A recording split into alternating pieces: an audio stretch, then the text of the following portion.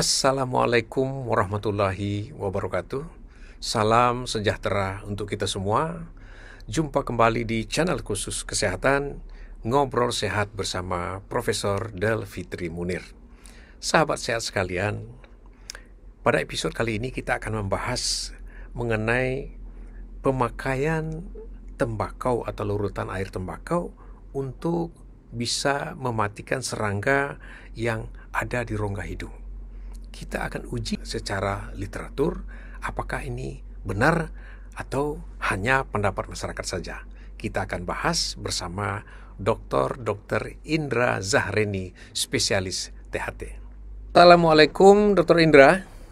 Waalaikumsalam warahmatullahi wabarakatuh, Prof. Ya, pada episode kali ini kita akan coba membahas cara pengobatan tradisional ya, sesuai dengan buku yang Dr. Indra tulis bersama Dr. Endang ya.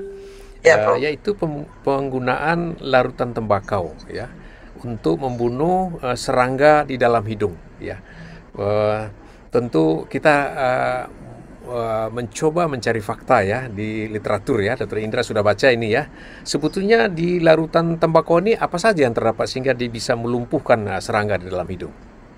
Ya, jadi sebenarnya banyak, Prof, dalam kandungan tembakau itu, tapi yang paling bermanfaat itu dalam membunuh binatang adalah tar dan nikotin.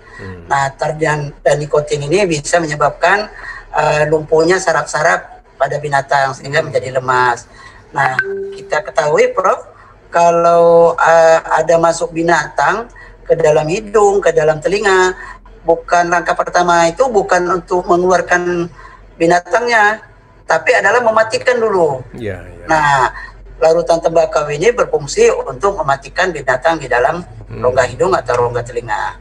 Iya, jadi dengan lumpuhnya otot-ototnya sehingga dia tidak bisa bergerak dan dia akan mati ya? Ya, Prof. Oke, jadi kan banyak sekali nih. Biasa kita kan hidung-hidung yang terutama terinfeksi bagi anak-anak kita ya, tentu menimbulkan aroma yang mengundang lalat ya, sehingga bisa terhirup telur lalat yang lalu lalang di depan hidung sehingga tumbuh menjadi ulat itu di dalam hidung. Nah, ini kadang-kadang membuat resah dan kadang-kadang nampak itu dia bergerak-gerak ya. Nah, tentu bisa dilakukan pengobatannya dengan larutan tembakau dan ini sudah lama dilakukan masyarakat kita. Ternyata memang ada khasiatnya secara ilmiah ya.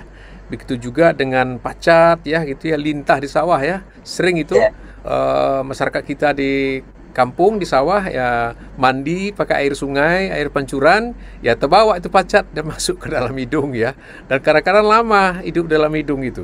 Bergerak-gerak sehingga kita kesulitan karena dia lengket di dinding hidung dan tenggorokan kita sehingga harus kita lumpuhkan ya.